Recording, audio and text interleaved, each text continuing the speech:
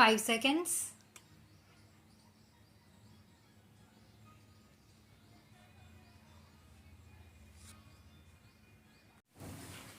Now, I would like to say that with this measure we are now adopting, to my mind, it will not be possible to have this system or any other system functioning effectively. The number of clauses that we have included are so restrictive and rigid that it will not be possible for any system to function in his country. If at all it is able to function, it will be able to function with a lot of difficulties. It will be said afterwards that the industrial sector, particularly the private sector, has not been able to deliver the goods. I would like to warn the government that if anything happens in the future in which industrial production or production in the private sector has not gone up, it would be not because of any lack of efforts on the part of the private sector, but because of the measure that we are now adopting. I have mentioned several times how this particular bill is very restrictive and how it will hamper the normal growth of companies in this country.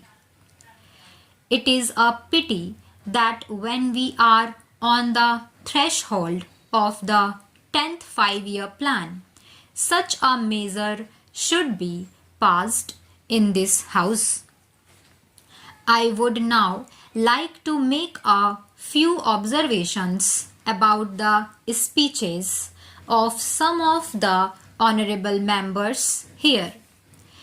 Shri Ashok Mehta justifies the restrictions on managing agents by saying that managing agents are no longer the main source of finance.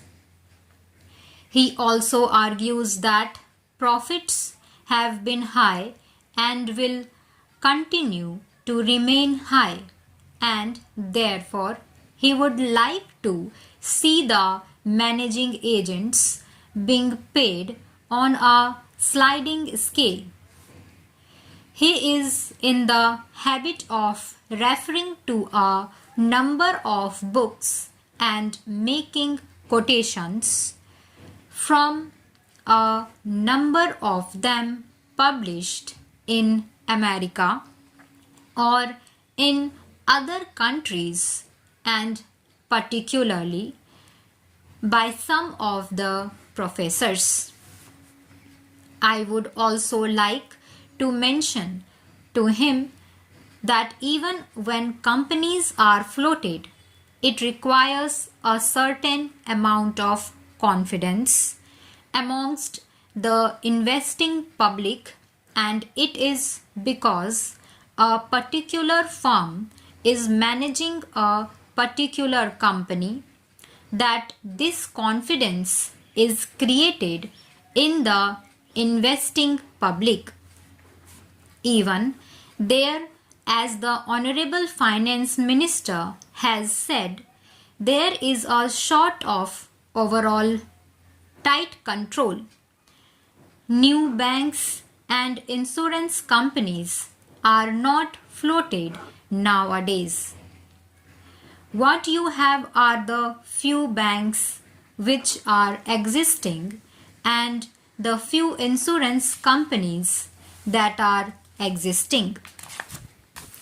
The other point is that the credit worthiness of the managing agency firm does count to a certain extent in getting credit from the banks and other financial institutions.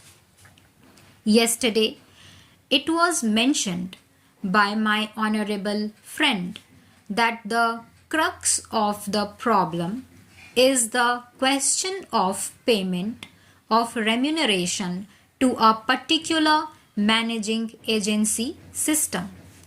He said that in this bill, a definite encouragement has been given to the alternative type of management, namely the managing director or the manager, where an individual has been permitted to take 5%, while in the case of the managing agency, it has been permitted to take about 10%.